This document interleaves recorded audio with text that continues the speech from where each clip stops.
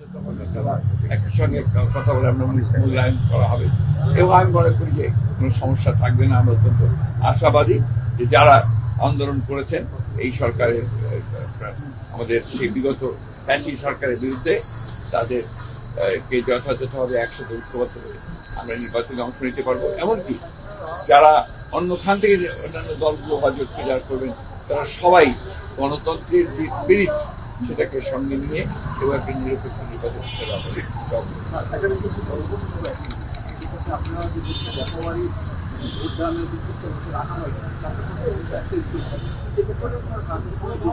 কিছুটা সমস্যা তো হবেই, এ ব্যাপারে কোনো সন্দেহ নেই। তা মনে হয় যে যদি আমরা এই বিষয়গুলো নিয়ে সবাই কাজ করি তাহলে সেগুলোকে আমরা উঠাতে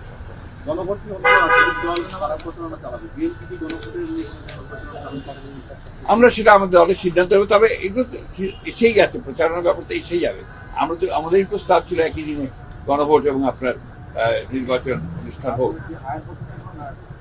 এটা তো এখন আপনাকে বলা যাবে না, এটা চলছে।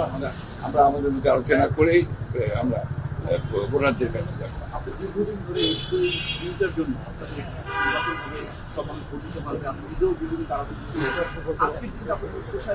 না, নিঃসন্দেহে অত্যন্ত আনন্দের দিন একটা। আমি তো সেই দিনই প্রথমে বলেছি যে আমরা আশ্বস্ত কথা আমি আপনাদের কিন্তু বরাবরই বলেছি যে নির্বাচনের ব্যাপারে আমার কোনো আপনার আশঙ্কা নেই, আপনার কোনো আমি ভুগছি না যে এই নির্বাচন হবে কি হবে না। নির্বাচন হতেই হবে, সেটা হয়েছে, এক ঘোষণা হয়েছে, ইনশাল্লাহ নির্বাচন হবে। তারা হচ্ছেন শঙ্কাবাদী।